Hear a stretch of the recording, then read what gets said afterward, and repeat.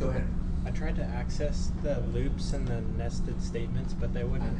Yeah, because I have not updated the links to those yet. Okay. That's what I'm doing a little bit earlier, is to kind of check the links, because this server is no longer around, but I have already moved everything to the new server, but not the links. Okay. So if you encounter this problem, you can actually just edit the URL itself, change it from sunprofs.org to moodle.losgrios.edu. Because the server basically went down sometime around the break, so that's why it's really recent and I haven't got a chance to really update everything yet. All right. Okay, so the recorder is on, and are there any questions about the homework assignment? Yep. I'm just wondering, I didn't quite figure out how to do this. So we bring out this, for some reason I keep getting 3 sheets instead of 2 sheets for the assignment. Is there a way to delete that 3rd sheet? Is there a way to Delete the 3rd sheet? delete the 3rd sheet? Well, usually I haven't have a whole lot of need to delete a particular sheet out of a spreadsheet document, but we can go ahead and try that out. So here's calc. To add a sheet, you just go down here and click the add button. To delete one, I think you just right click and select delete. So let me scroll up first, because I think people in the back cannot see it. So let me resize the window a little bit. Oh, okay, that's what it's gonna do. Okay, fine.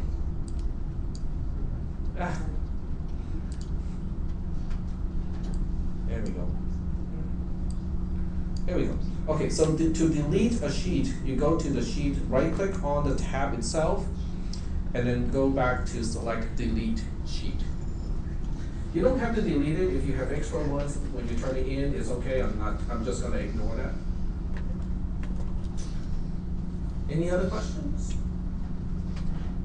No other questions? All right. So yeah, go ahead. Does it matter what we name it when we turn it in? Put our name on it or anything, or is that automatic? No, you don't have to put your name on it.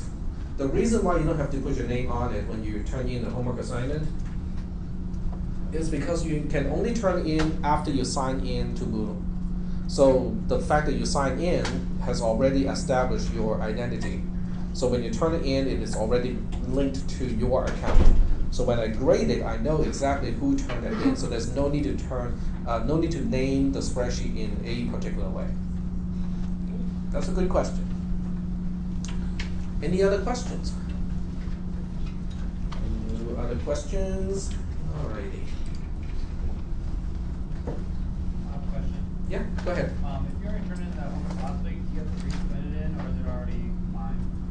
If you already turn it in and you turn in the version that you want to turn in, that's fine. Okay. Yep. And I'm just deleting the tabs that I don't need to open, because there's a lot of stuff here. Alright. Let's go back to this class.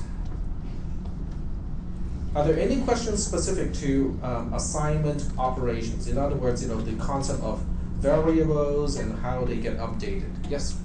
Actually, I have a question. I quite don't understand the concept of line and lat.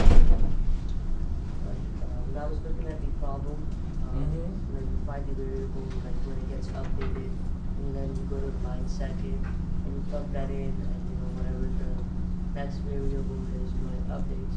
But when you go to the 3rd line, it says it's like an X, and then after that, I was kind of stuck. You have to figure out the value of the variables that appear to the right-hand side. So from the rows before the one that you're working on, you have to figure out the current value of all the variables. Use those values to finish the computation of the right-hand side, and then whatever the value of the right-hand side is, you use it to update the left-hand side. So we can go back and forth, like plug in the numbers. Because I was No, for each assignment operation, what you need to do is to figure out the current value of all the variables involved. So how do you do that? You look up the rows before this one, right? If you see a blank space, that means the value has not changed. So you keep looking up until you see an actual value. That is the current value of that particular variable. Okay? All right. Yep. And then also, so I understood like when we do the spreadsheet and we have the first page and then we do the second page. Mhm. So I understand how to do it, but I just wanted to make sure I format it right. Do we just pick one column for X and one for Y and then pick the values per line? Yep, so you have, at this point, we only need 3 columns for the homework assignment. The first one is the line number column, because I need you to indicate this is the result of a particular line.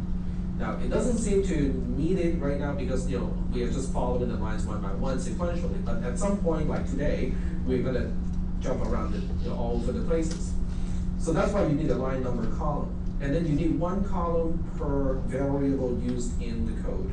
And in your homework assignment, there are 2, so you need 2 additional columns. So one will be labeled X, and the other one will be labeled Y. And we wouldn't rename the column, we would just put in row 1, column 1 would be X, and row 1, column 2 would be a Y. Well, the way you set it up is, okay, let me go back to my spreadsheet here. So let's say this is your homework assignment, right? So you have line number, taking its own column. And then you have, 1 column for X, 1 column for Y. And then we would just start. Right, so let's say your program has 600 lines and now you're executing line 511. So what you do is you execute line 511. If it does something to X, then you update this cell X here. If it updates Y, then you update this cell here to reflect how Y is updated as the result of line 511. So that's basically how you update each row. If line 511 does not do a single thing to either variable, then you leave both blank. Yep. Now with that, I understand we leave it blank if nothing changes, but can we, just for our own selves, You can just copy. repeat? Yeah, absolutely. Instead of leaving it blank? Yes. Okay. So for clarity, if you want to, you can just copy. So let's say, after we execute line 510, we somehow end up with a value of 65 in X, and Y has not changed, but it has a value of 104. Okay? Stay 100. So if line 511 is updating X by doubling it, okay, then you write 130. I'll get to you. And if Y doesn't get changed, you can just keep writing Okay, it. that's So right. for clarity, you can do it, but we can only do this for so long because after a while it gets really complicated. It gets very tedious because there will be a lot of variables that we are tracking. So we just leave it blank if we're not changing. Go ahead. So when we do a trace on a loop, and we're going back to older line numbers in the beginning of a loop, are we re-updating those same lines, or are we tracking step numbers instead of line numbers? We are tracking line numbers. So by the time we talk about loops, I will show you guys how to track it with a trace. Okay. Okay? All right. Those are all good questions. Some of those we'll answer today, some may not, I may not be able to get to today. Okay. All right. So getting back to the class material, I was actually in the process of making a reading material quiz for conditions and branches. It's not done, but I still want to make it available to all of you, so I'm going to show it. Once again, if it says reading in parentheses, it does not count to your final grade. Okay, it's basically just considered as reading material, but I'm trying to redo everything so it's kind of more interactive. So I'm basically showing this one and moving it to over here because this is the new format. It's just that over the weekend I did not have enough time to really finish it. But it still has some questions already in it, so I'll go ahead and use it as an example. So go to preview. All right, so I'm just going to use this to start off today.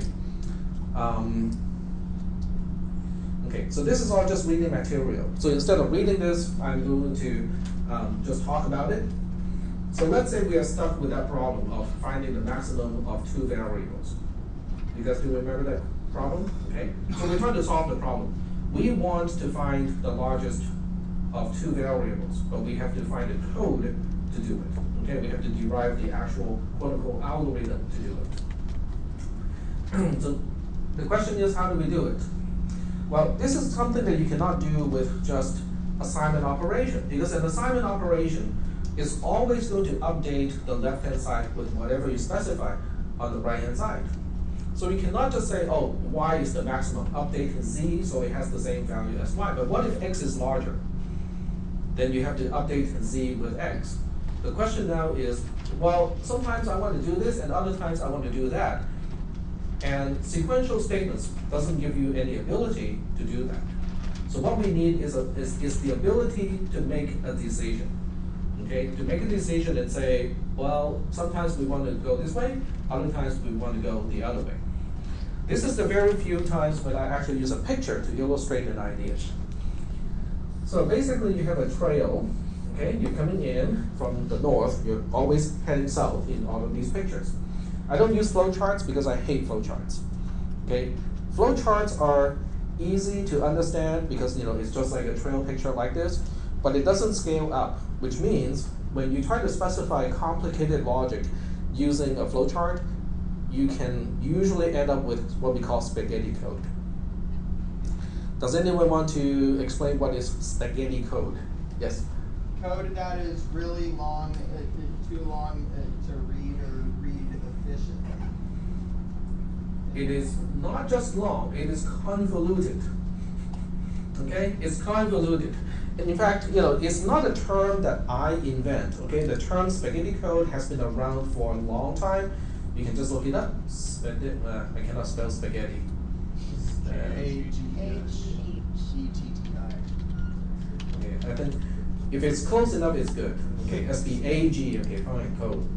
Okay, there we go. Spaghetti code is a pejorative phrase for source code that has a complex and tangled control structure. Usually, especially when using too many go-to statements, which we will not talk about in this class, okay? Because when the word go-to is almost like a taboo in programming. So I'll just refer to it as the G word, the four-letter G word, okay? Because you really should not use go-to at all in any program. Unstructured is one way, branching structure and so on and so forth. It's basically, code that is written in a bad way to make it much longer and much more complicated and much more difficult to follow and debug than it is necessary. Okay, it's bad programming practice. Okay, so that's spaghetti code. The problem with flowcharting is flowcharts can very easily lead to spaghetti code. It is not structured. Okay, so we'll talk about what is structured and what is not in this class. Okay, because that really is a big deal. And it's complaining, but that's not where we are. This is where we are. Okay, so we have a path coming in, using this little trail, analogy. And what I want to do is to say, well, to find the maximum of two variables, I'm given variable x and variable y. I want z to be the maximum of those two. Well, I already know sometimes I want this to happen because sometimes x is the larger one, and as a result, z should update to the value of x, right? But I also know that since we don't know ahead of time what are the values of x and y, the program, which has to handle all cases of x and y, or all values of x and y, other times we want this to happen instead. Because if y has a value that is at least as large as x, then y is the maximum, and I have to update z to y instead, right? After this is done, okay, remember this is just a little trail path, like so. These two will merge before we exit this little construct to go to the next statement. Is that okay? Looks like a picture in biology, doesn't it? All right, so now the question is, how do we decide which way to turn? That is the question. because you can only go in one direction. You can only choose one path and go in that direction. So if I can post a little sign here and use the answer to this question to decide which way to go, what do you think this question is going to be related to? Whether x is less than y or something like that, right? So I'm just going to say x is less than y. That is a question. I put a question mark on top of the less than to emphasize that I am not asserting that x is less than y. I'm just asking, is it true that x is less than y? Is that okay? Well, if that is the question I'm asking, how should I label the branches? In other words, when do I follow the left branch and when do I follow the right branch? Which one should be true and which one should be false? Yep. I would say you would. No, hold on. She raised her hand. Oh, I thought Yep. you said me. Well, you would go to the one on the left. You apply x to see if the statement is false. And Correct. the other one for y. Yep. Yep, that is correct. Okay, so you want to take the left branch if the answer to this question is false. You want to take the right branch when the answer to this question is true. Now we have a conditional statement. This is what a conditional statement really is about. Yep. I was going to say, but you're missing a step because if they're equal, they'll still get false positive. Well, okay, that's a good question. What if they are the same? What if x and y are exactly the same? Which way should I go? Does it matter? Right? Because if they are the same, I can pick either one. And in this case, if they are equal, this is false, and I'll go here. But it will still be the right answer because x is still the same as the maximum, because the maximum is x and y. They're both correct. So the code is not wrong. It is just, do you want to favor x or do you want to favor y? That's the only question. Okay? So I'm going to turn this around a little bit, okay? Because the convention that I use is to ask the other question, which is whether x is greater than y, because I like to label the left one always as the true branch and the right one to be the false branch. It's just my personal preference, okay? But I want to stick with this, okay, so that it's consistent. Are we doing okay so far with this code? With this, well, not code, but this little picture? Is that okay? But the important part is after each step, doesn't matter which branch you take, at the end of each branch, what do? They merge before we get to the next statement. Is that okay? Yep, go I ahead. was just curious, so could it be wrong if you went with y first? Or it's just wrong, right? The right way to do it? Oh, you mean switching the comparison? Yeah, or like, let's say if x was less than y and you went with y first. I mean. Then I'll have to change the labeling of the branches. Okay. That's I okay. just mean, It's- when it merges, it would still merge the same, right?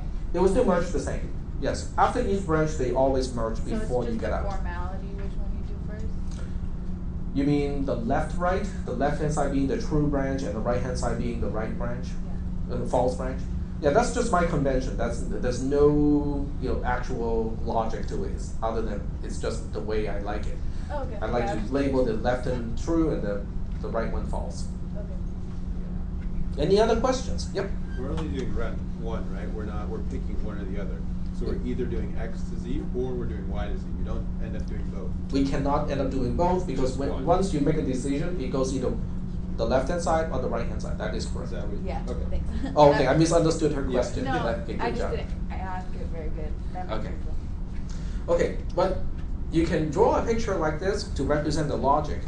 There are programming interfaces where you draw pictures to represent the logic. And for that, I'm going to take a really, really quick digression, because I know some of you do not like pseudocode because it's dry, it's boring, we don't actually see anything happening. For those of you who think that way, you can go to scratch.mit.edu. How many people already know this website prior to this class? There are a few people, okay?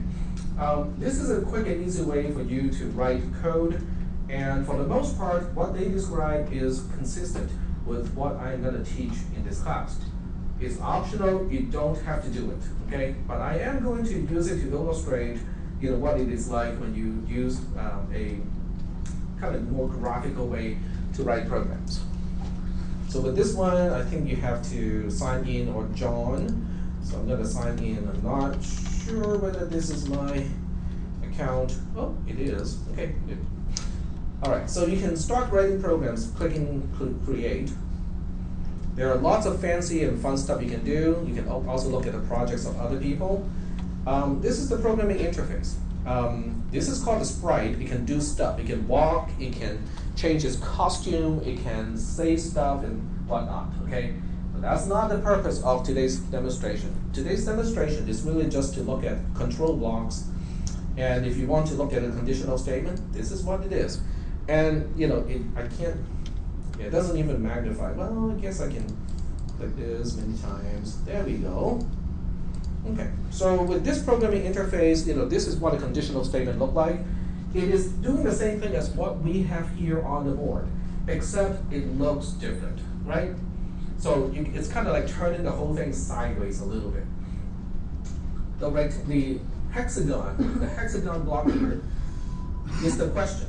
Okay, that's the question that can either end up with an answer of true or false. That's where the question goes. Then the first notch, or the first how do you call this? It's basically the branch to specify when the condition is true. What do we do when the condition is true?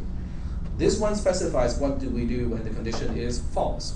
So with this interface, the way you build a program is dragging and dropping stuff into, okay, snap, come on.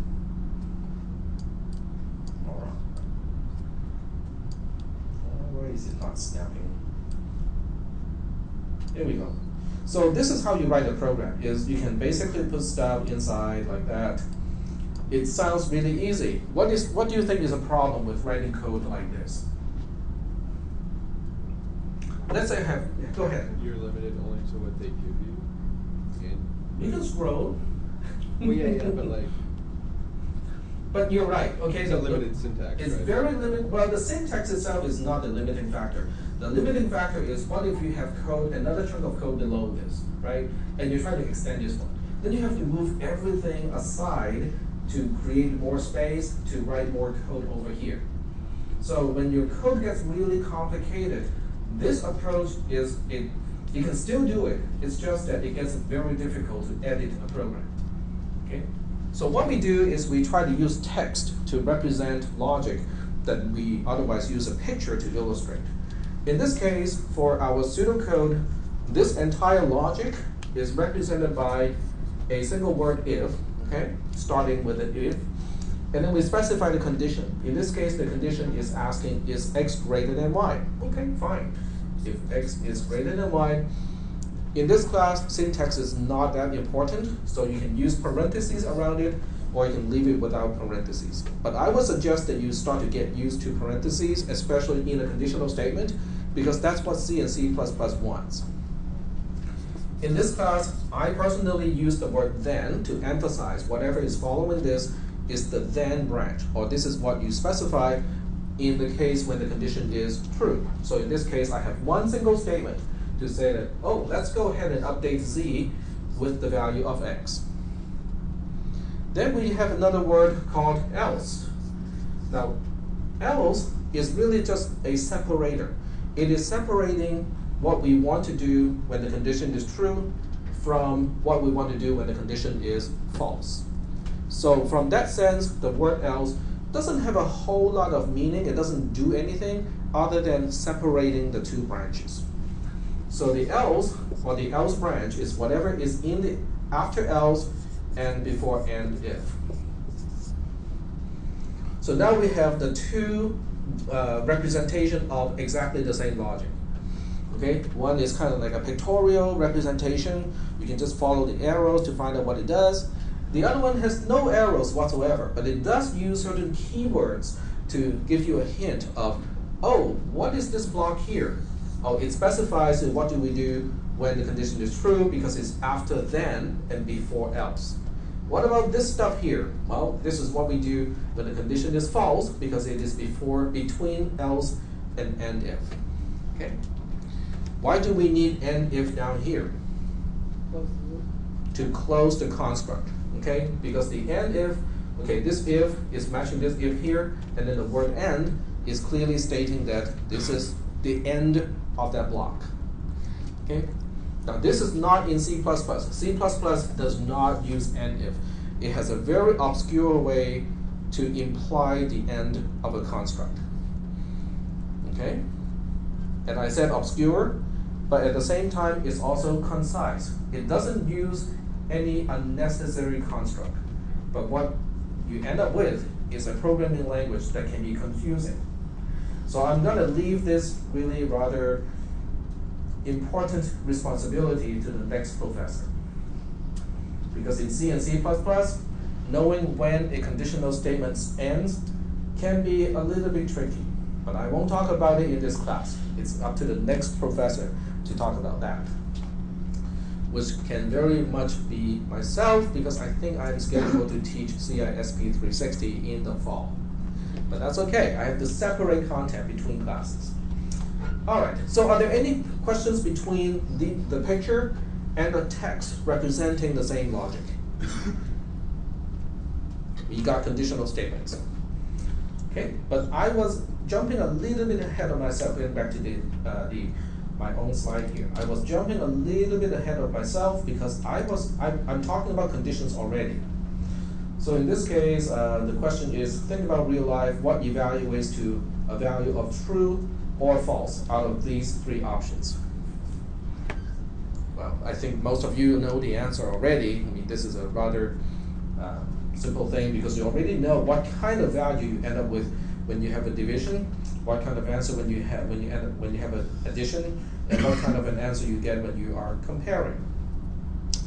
So I'm not going to answer the question. I'm just moving on.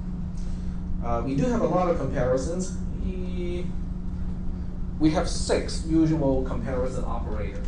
So this list here, okay, if you look at the bulleted list here, is there anything really surprising here when we talk about comparison? Okay, especially comparing just numbers. Less than, greater than, less than or equal to, greater than or equal to, and just not equal to. Now, over here, I try to give you a little bit of hint for your next class because you can't really find this key on the keyboard, right? So in C and C++, you just type less than equal to with no space in between to identify less than or equal to. Same thing with greater than or equal to. When you're comparing for just equal to in C and C++, it's double equal, okay? It's not a single equal, it's a double equal. Not equal to, I can use my math equation editor thing to do it like this. In C and C++, it is an exclamation point followed by an equal symbol. In many other languages, it is known as less than greater than, because not equal to is also known as less than or equal to. Yep, less than or greater than. Yep. So for typing out pseudocode for using those comparators, do you want us to use the C++? You can choose whatever you want. You can spell out not equal to, that's equally good. All right. No pun intended.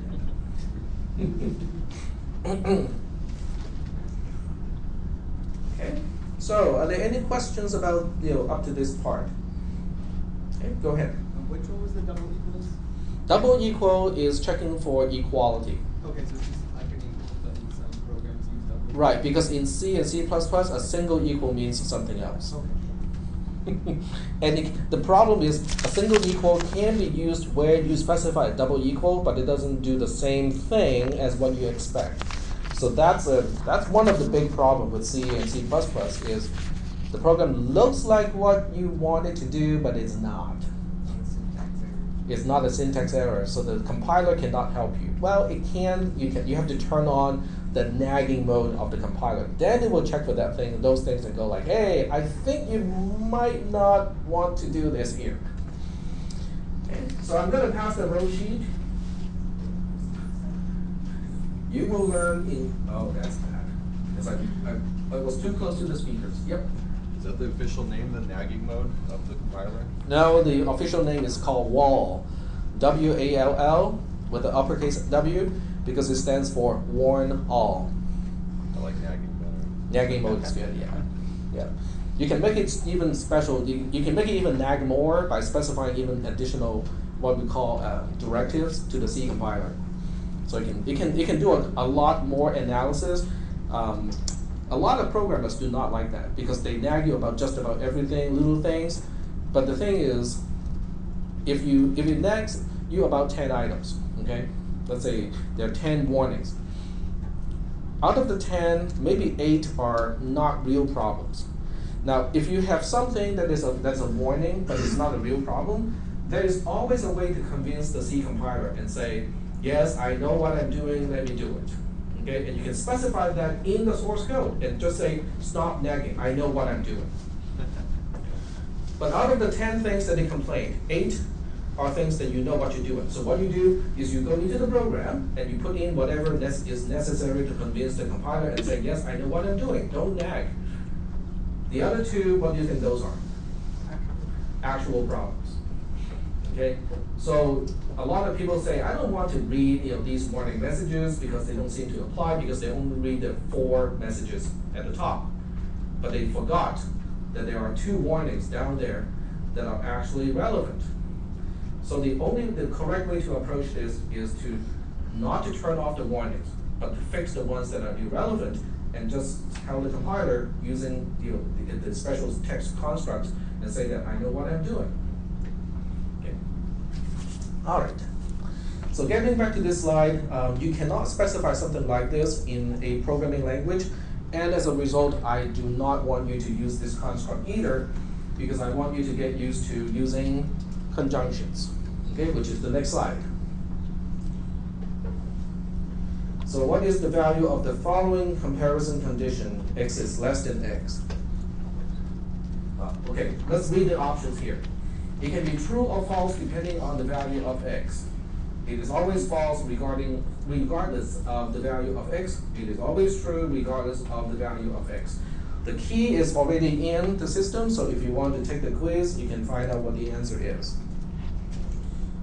Then we start to talk about logical operators. Sounds kind of abstract, dry, and kind of computer science-ish, right? Well, we have used these things, in everyday language. Okay. Can someone give me an example of using a logical operator just in daily language?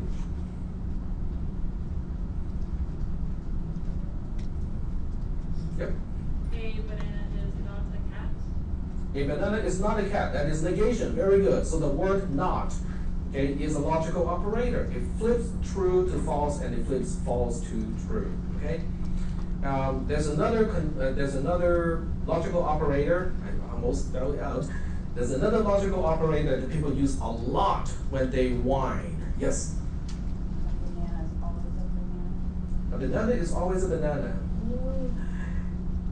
A banana is always a banana. It does use a logical operator. It's called a quantifier, but we are 1, 2, 3-ish classes from cisp 440. So that's one of the critical operators that we use in cisp 440. Okay, what do people use a lot when they whine?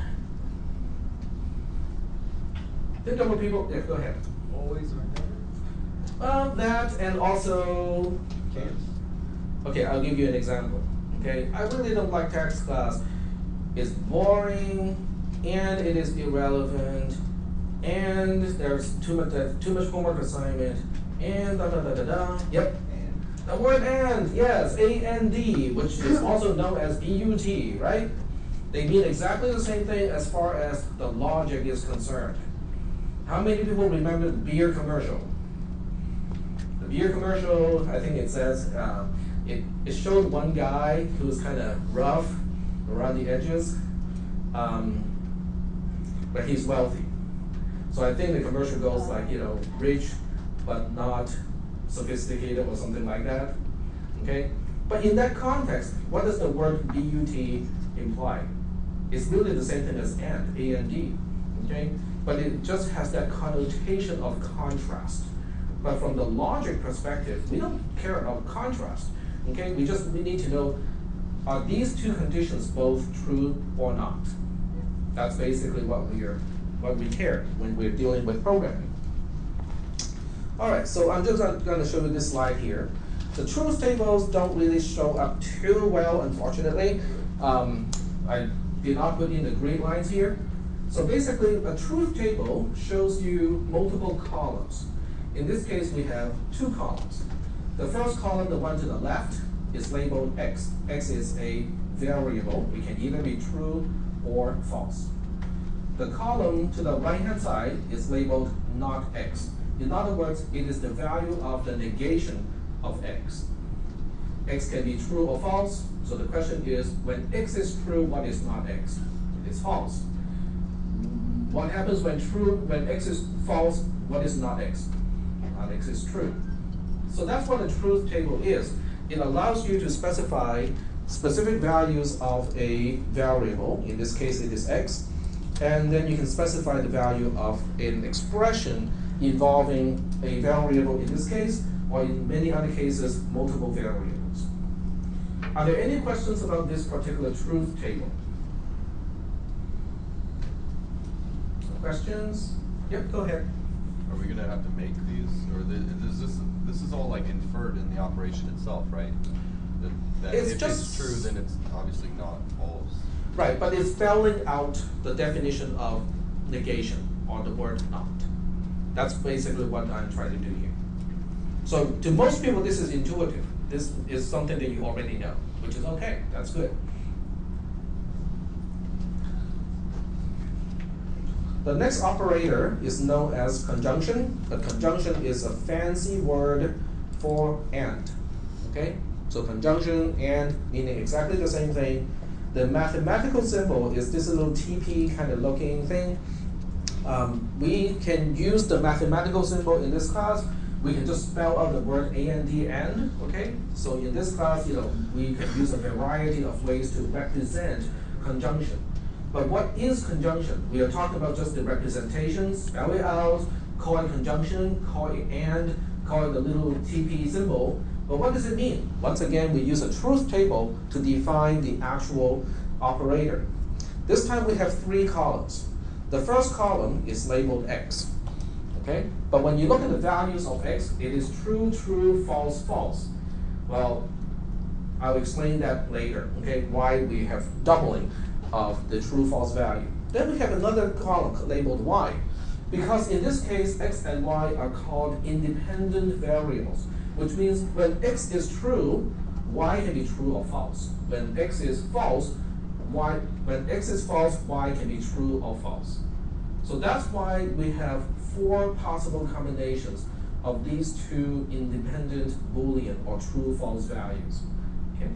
Are there any questions about why we have 4 rows instead of 2? Yes? Actually, we didn't get the roll sheet. Okay, let's try again. This part here. Oh, you haven't got it? Okay. Well, this whole part cannot. Okay. I think we need to start to use TCP/IP technology so we can actually route the row sheet around. For those of you who don't know networking, it's okay. It's just an inside joke. Hmm? We have to specify the TTL. I think you can limit, how long a packet can live, how long can route around. Yeah. Okay. So getting back to this. Okay, this is a truth table. The first case is basically saying, what is x and y when x and y are both true? And the answer is, it is true. Second line or second row is basically saying, okay, what if x is true and y is false? What is true and false in this case? The answer is, it is false. In fact, if you look at the other 2 rows, they're all false. So the only way to make a conjunction true is when you have both sides of the conjunction being true. Are there any questions? Is that consistent with your understanding of the word and? Okay, there you go. So, nothing really surprising here. And the last one, the last logical operator is called disjunction, which once again is just a fancy word for or, but not either or. Okay, either or is a different beast. This is just regular or. The mathematical symbol looks like a V, okay, but it's not exactly a V. So once again, we use a truth table to define what is disjunction. True or true is true. True or false is true. False or true is true. In fact, the only way you can make a disjunction false is when both sides of the disjunction are false. If at least one side of a disjunction is true, the disjunction itself is true. Are there any questions about disjunction? Yep. So disjunction and conjunction, are these like the opposites of each other? They're sort of the opposite, but not exactly the opposite. It depends on what you think is the opposite. If you think about the opposite as one is true if and only if both sides are true, the other one is false if and only if both sides are false, yes. Okay? But there are other ways to look at opposite, because you can also call NAND the opposite of AND, but that's a different type of opposite. But yes, the two they do have a certain pattern to it. Yeah. Okay. Are there any questions? Okay, if there are no questions, I'm going to continue to read.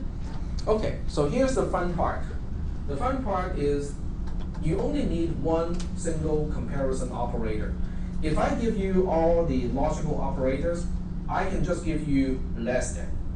And you can redefine every single other comparison operator using a combination of less than and logical operators. Okay, let's take a look at how we can do that. And I don't want you to read the slide, so we'll go ahead and do this using mousepad. Hide the other one. There we go. Okay. In fact, I'm going to give you a different operator. I'll give you greater than, and I'll let you guys tell me how to express the other operator. So I'm going to give you this restriction here. So this is a restriction. We can only use greater than as a comparison operator. Okay? In other words, I have a very weird programming language where the only thing you can do, whatever you compare, you can only see if one thing is greater than the other one. You cannot check for less than, you cannot check for less than or equal to, you cannot check for equal to, you cannot check for not equal to. Okay? So now, let's see how we can do the other ones. So if the objective is to see if x is less than y, how do I re-express this but only using greater than or any number of the logical operators that we have? Yep. Y is greater than x? Yep, exactly. Just flip the order. Great. Okay. So I'm going to use the equal here to basically mean the left-hand side equals to the right-hand side. Okay. What about less than or equal to? If I want to check to see if x is less than or equal to y, but the only thing I can really do is check for greater than, what do I do to express that? Yep. Y is greater than or equal to. Y is? Greater than or equal to. But I can't do that because I can only use greater than as a comparison operator. Okay, yes? You do, if y is greater than x or if y is less than x, you do the or statement, right? You can do an or, but we don't actually need an or in this case. Remember the three logical operators: negation, conjunction, disjunction. Sorry? So what do we do here? Okay, x is less than y, but the only thing you can confirm is whether something is greater. How can we convert the checking of less than or equal to something like greater than, but we can then use the other logical operators?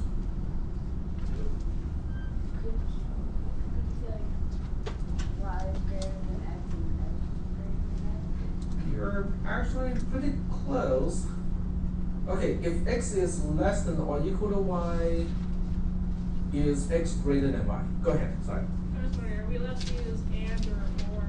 You are allowed to use any structure nested in any way involving negation, conjunction, or disjunction. We can't use equals. You cannot use equal.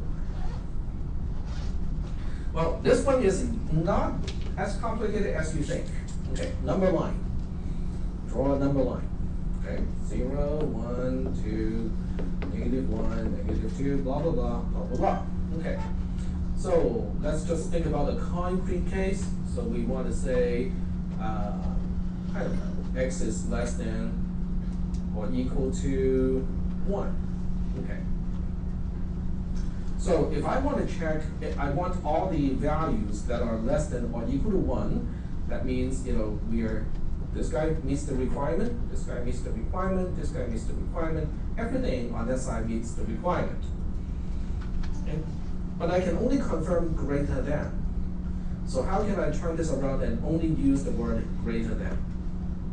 Yep. Are we assuming that x and y are integers? X and Y are, well, they only have to be things that can be compared. But they're also, well, it doesn't have to be integers, but yes, you can use the assumption they're integers. Okay, greater than allows me to specify something to the right-hand side of a value, right? So we can specify the value 2, 3, 4, 5, and so on. That's easy because we just have to say anything that's greater than 1 is on the other side. Wait, the other side? The other side of what?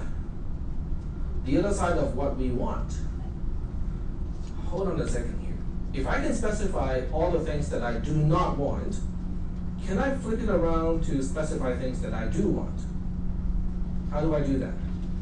Which logical operator can do that?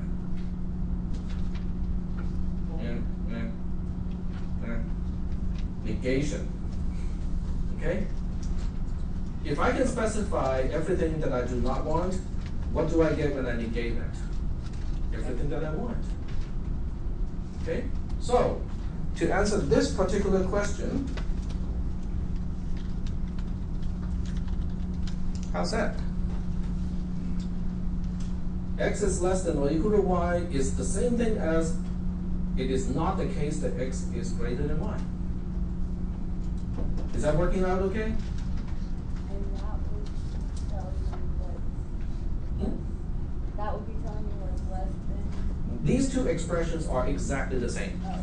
So to confirm that x is less than or equal to y is to confirm it is not the case that x is greater than y. Oh, okay.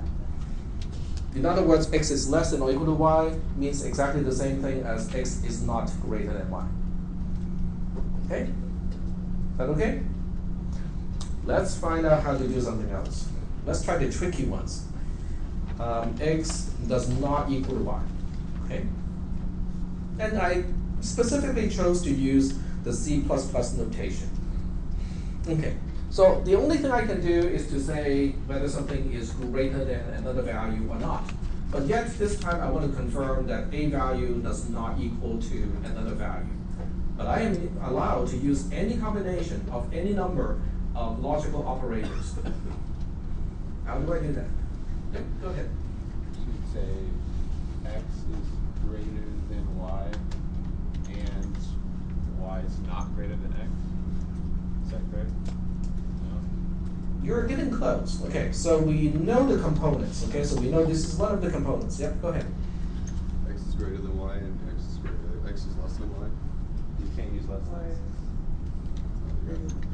Well, we can flip it around. So now the question is, I know these two are kind of related. The question is, what do we put in between? Or. Yes, or is the right answer. Because x does not equal to y is the same thing as saying x is greater than y or y is greater than x. And that is why not equal to is also known as less than greater than. And that's also why I chose to use the C++ notation, which does not give away the answer to this question. Is that okay? Last one is equal to. Okay, so what if I want to express that x does equal to y, but only using the using the comparison operator of greater than? This really should be a fairly easy one, given the previous answer, right? And If I know how to confirm x, yeah, go ahead. x is x greater than y and not y greater than x. It's not. You're getting the right idea, but okay, say that again. These Not. are the same thing with not. with the negation on the outside. Okay, very good. That's a really good starting point because we just take whatever we had before to confirm not equal to. We just copy, paste this whole thing, but then we put parentheses around this entire thing and just say not that. Right? Because if that gibberish, that complicated things in middle can confirm not equal to, then how can I express equal to? Not equal to is equal to. Yes? Are we using and instead of or? Well, there is a way to use and, but I cannot just change it here. Okay? Because if I change the and here, then we have a problem. If I just change this and, then whatever is in between here is guaranteed to be false. Because x is greater than y, x is greater than y, and y is greater than x cannot be true at the same time. Cannot possibly be true at the same time. So it's a guaranteed false. I can't do that. What I can do, if you really want to express this using conjunction, then we'll ask Mr. De Morgan for help. Because what we're going to do next is called the De Morgan's law. Right? De Morgan's law is something that you will see in this class. You get some exposure. It's something that you will see again in cisp300, Assembly Language Programming. It's also something that you will see in cisp440, which is Discrete Structure. It's a math class. For those of you who are going into computer engineering, it's something that you will see throughout your entire career, decades. Okay? So let's find out what is De Morgan's law. Okay? De Morgan's law. Okay? You can look it up on the, yep. I just have, if you didn't put the double parentheses, would it be wrong? Yes, that would be wrong. What's the rule with those? Okay, because the negation only applies to one thing. So I want this entire thing to be negated, and that's why I need to put extra parentheses around it. Now, inside, those parentheses are kind of extra because when you use most programming languages, comparisons have a higher priority compared to logical operators. So if you didn't put those two outside ones, then not would only apply to that first? Correct, Okay, yes. good. And that's why I need the overall parentheses. Okay, De Morgan's law is really interesting. It says this: if you have some kind of negation, but inside the negation you have x or y, okay, I shouldn't use x, I'll just a and b, okay, a or b, okay.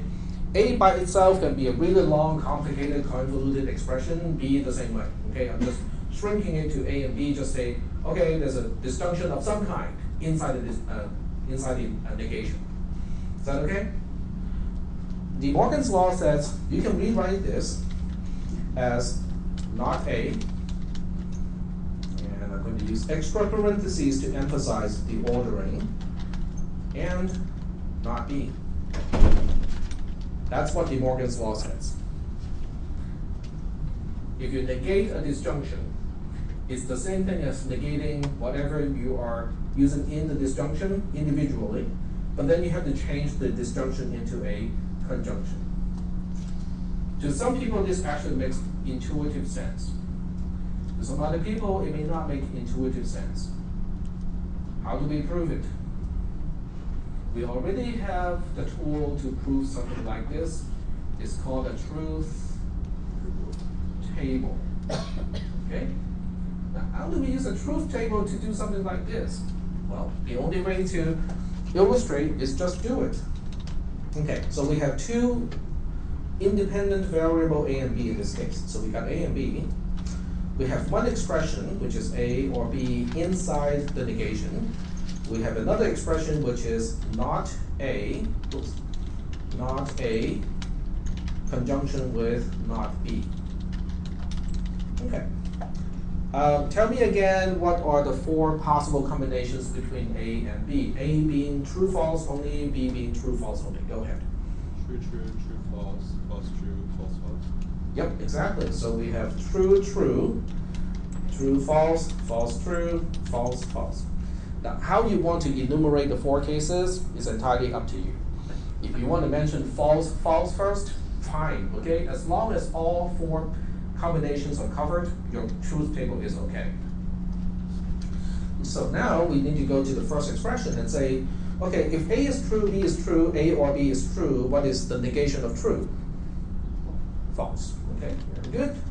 And then we go to this one, which is a little bit more complicated. A is true, not A is false. B is true, not B is false.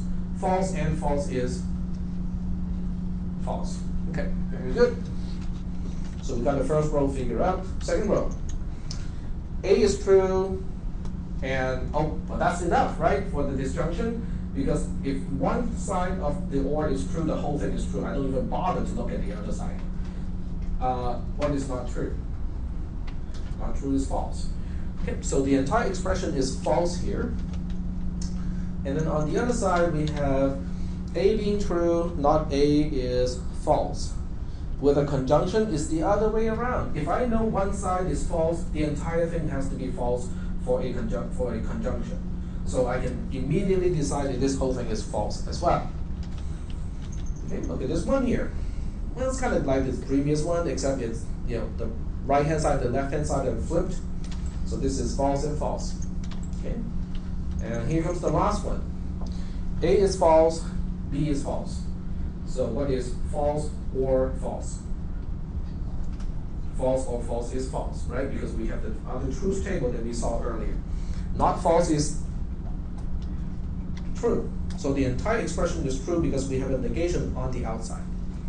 Is that okay? We look at the second expression.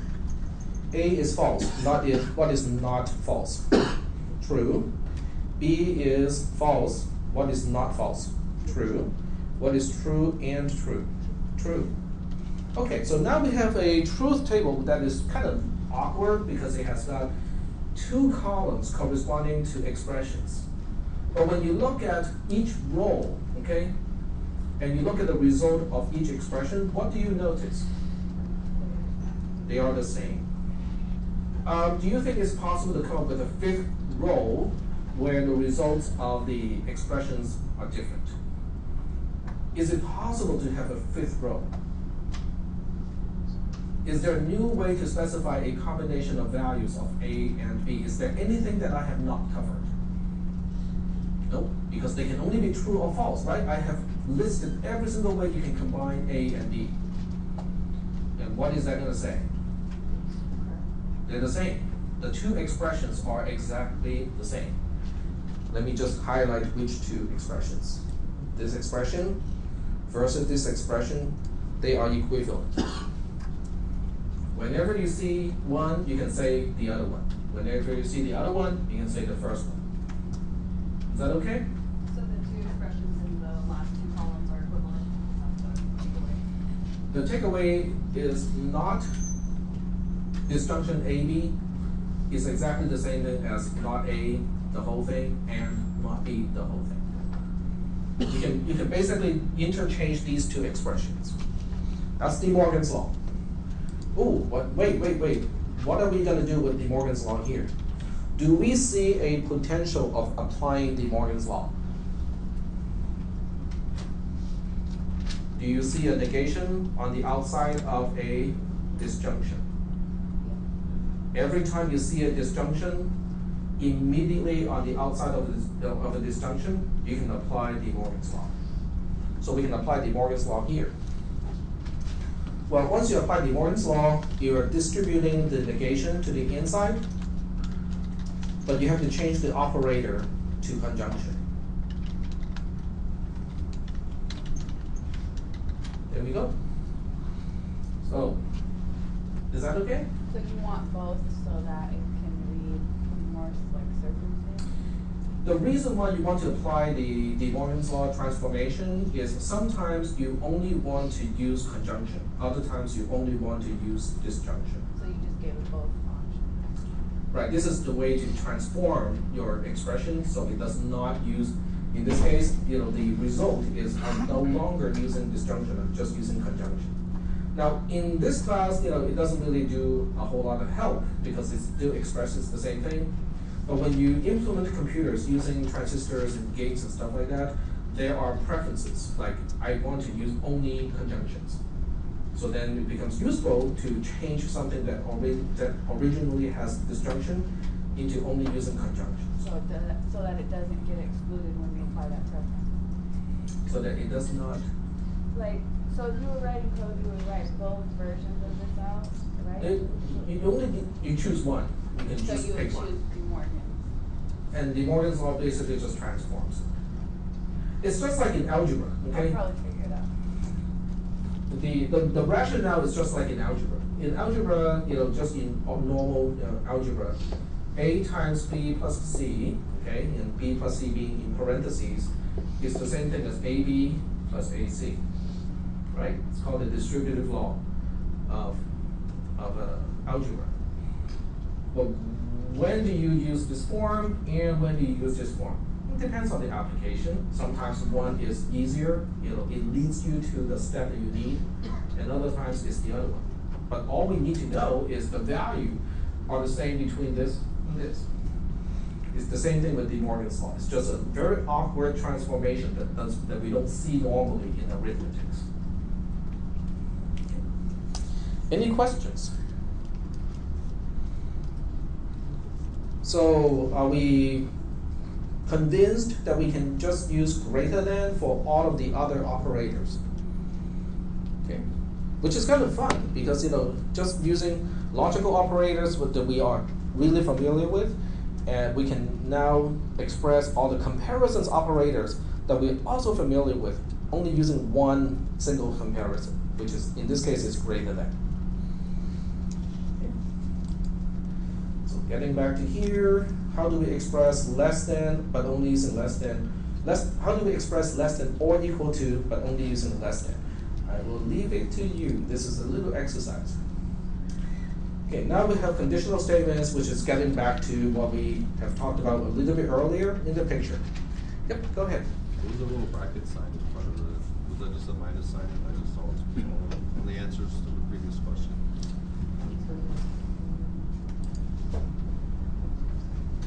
This one here is the negation symbol. So that means not? That means not. Let me see if I have whether I have covered that or not. But sometimes I do not. You did. It said it mentioned it briefly. Oh, okay. It was mentioned briefly.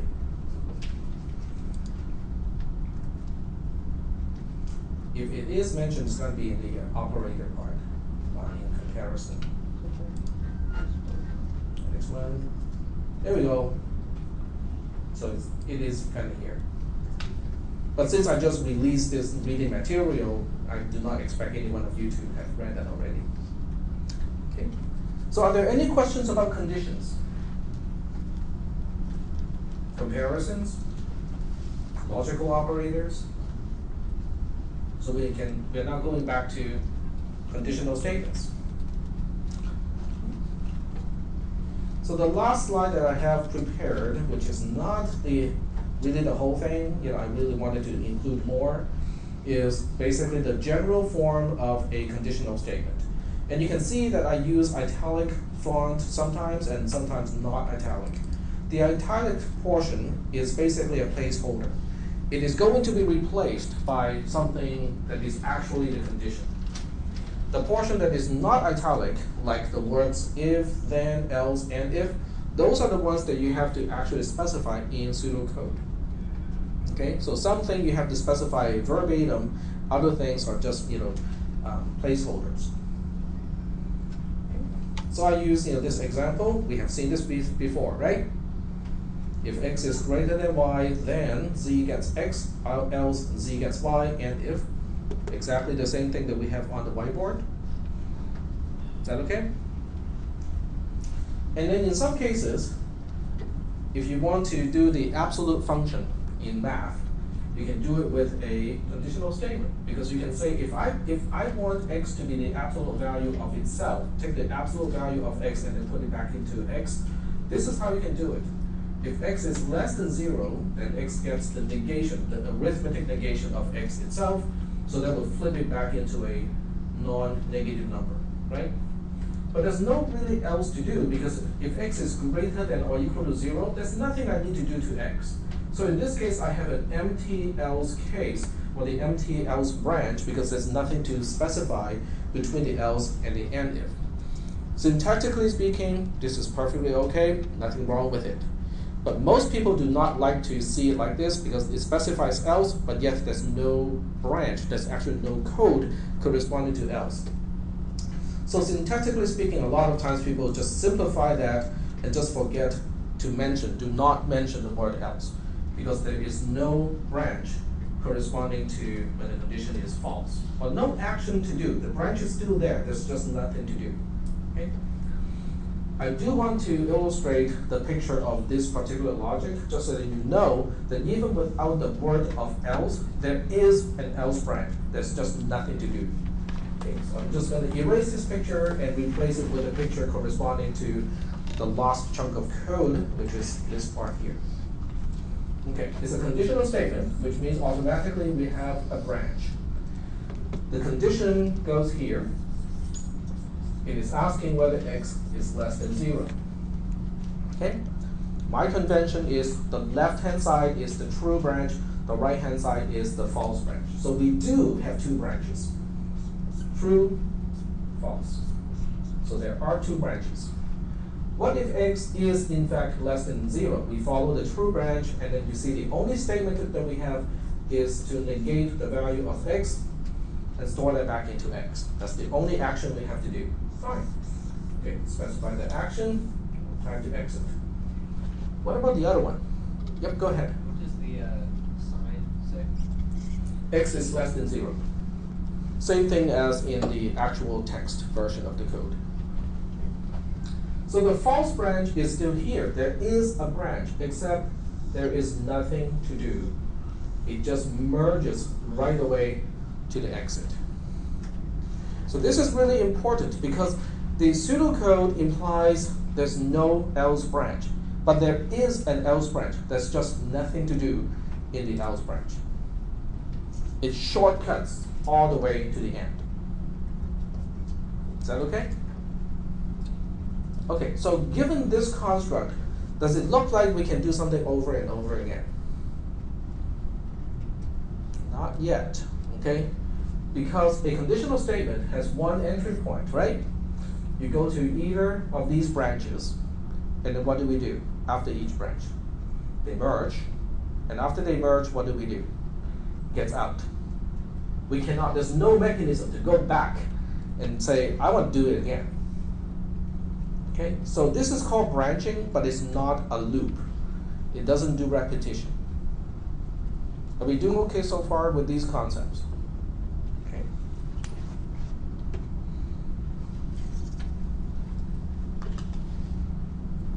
So let's move on and talk about loops. I have just changed the URL, so it should work now. Or not? Yeah, that's what it was doing. Yeah. Okay, this has to do with, let me see if I can, nope, that won't work. Okay, I am going to change that.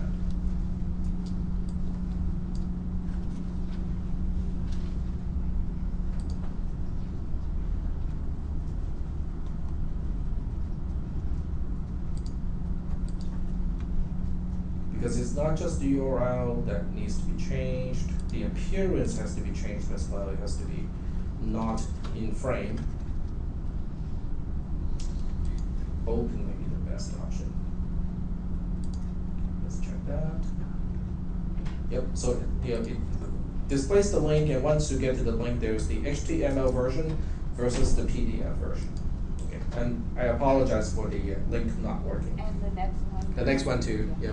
I have to fix all of them. It's not just the next one, it's all the other ones. Okay, so this particular slide talks about loops. How do we repeat something? I know we are close to the end of this class. We have about 10 minutes left. Okay. Why do we need to do repetition when we specify instructions?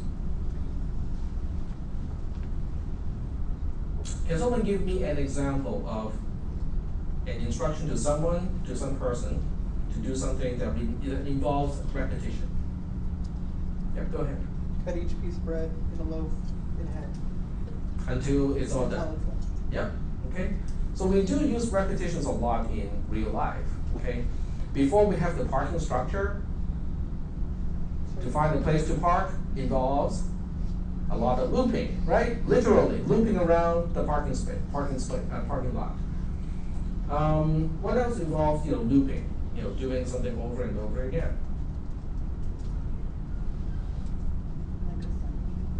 Building a piece of furniture, screwing something in. Okay. And just turning the screwdriver itself is a repetition, right? Because you basically have to keep rotating until it stops. Well, you can specify the torque and stuff like that, but nonetheless, okay, the motion of turning is repeating. Okay. So when we specify algorithms, we also, and I'll put this in quotes, we also need the concept of loops. Okay. Later on in this semester, we'll find out that there's another way to do loops, but without loops. Okay, we'll get to that point. Okay, we'll get to the point when we can talk about recursion. Okay, but now it's a little bit too early to talk about recursion. So we will talk about loops.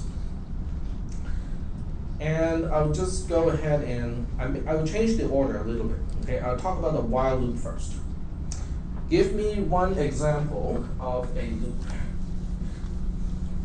You guys already mentioned a few. Okay. Turning a screw, okay? Pedal a bike, okay? Let's do something that has a very specific condition to end. Okay? Tell me something, yeah, go ahead. Jump rope. Jump rope? Okay, so when do you stop? When you get tired. When you get tired, okay. That's a good one. Okay, so let's take that as an example. Okay.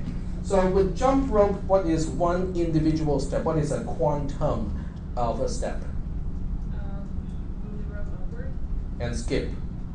And jump. Okay? So loop, how do you call the motion of flipping the rope? turn. Turn, okay. Turn, rope, jump. Okay. So we'll just call this one single step of jumping rope. Okay?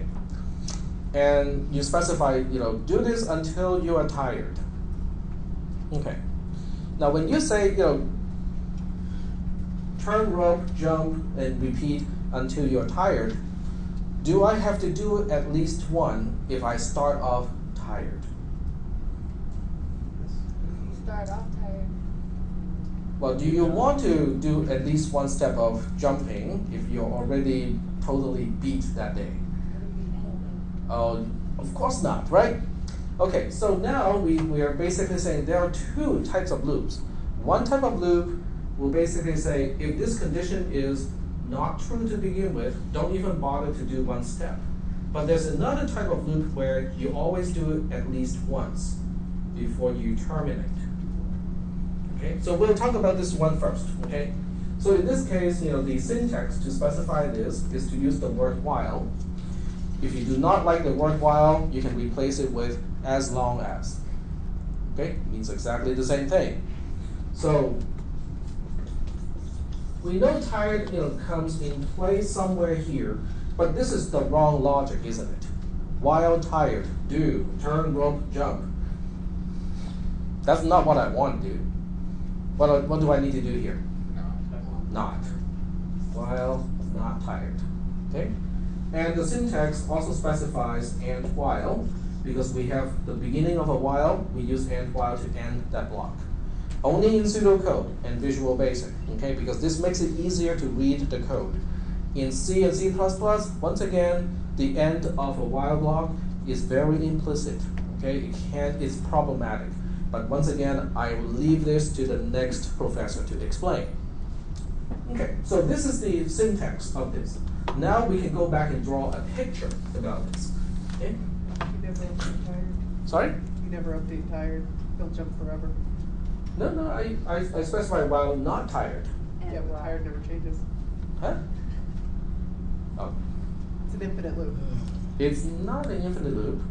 There's no condition changing tired. Oh, there's no, well, but your physical body will get tired. So that condition will eventually become true. Yep. Could you say if instead of while? Nope, you cannot, because if it's a one-shot thing, it doesn't go back. So this is why we have a condition, this is why we need to draw a picture, okay? So we'll go ahead and draw this picture.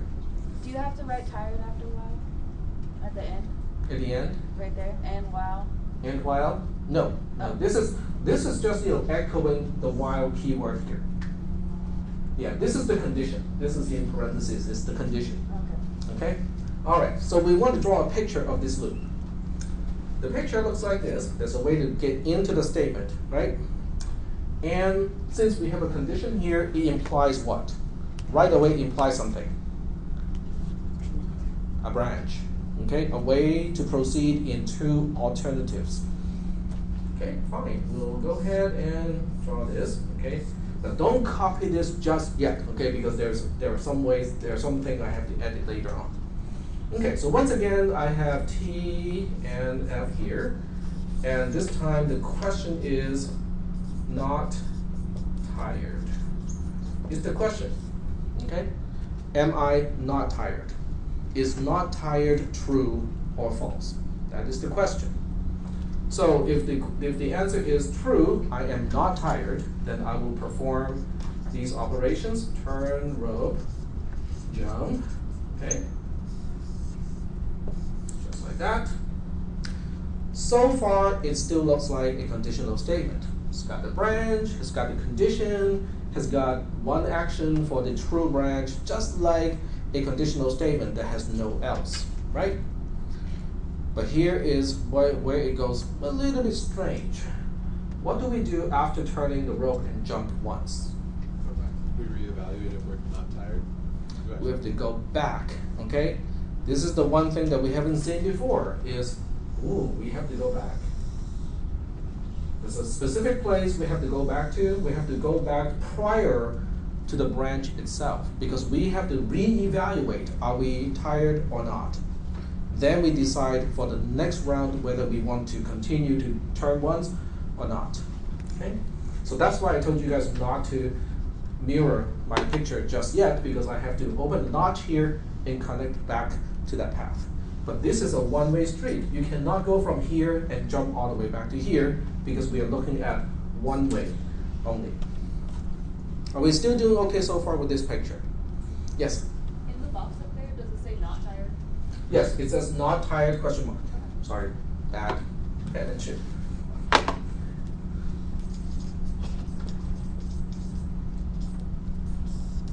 There we go. So now the next question is, what about the branch that is labeled false? What does it do?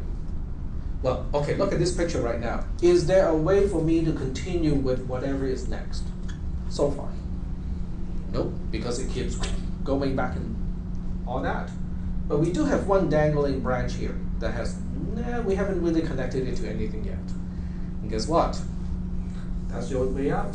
That's your exit. Okay, so when you compare this picture to a conditional statement, it's different, right? It's different in one major way. In a conditional statement, this branch would have merged to the exit and just say, yeah, I'm done, let's continue.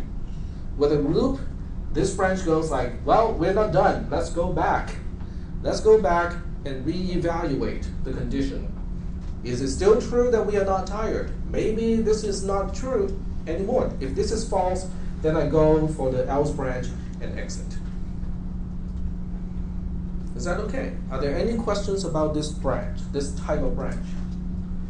This type of, this type of construct, it is called a loop, but there's a name for that too, okay? Some people just call this a while loop because in C and C++, when you use the word while to start a construct, it is this type of a loop. I personally call this a pre-checking loop because we are checking the condition prior to performing the operation. So I personally like to call this a pre-checking loop. Yep. And that's because if we checked not tired in the beginning before we did anything, and we are tired, then we never turn the rope and jump. Exactly. So if you come in and you're already tired, then the condition is false to begin with.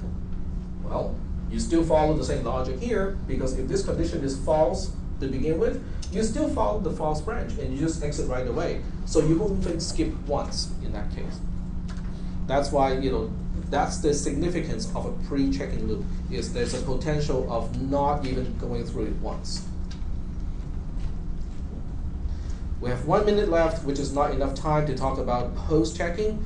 So I will leave it up to you guys now that the link is working. So I'm leaving it up to you to read the whole thing about loops.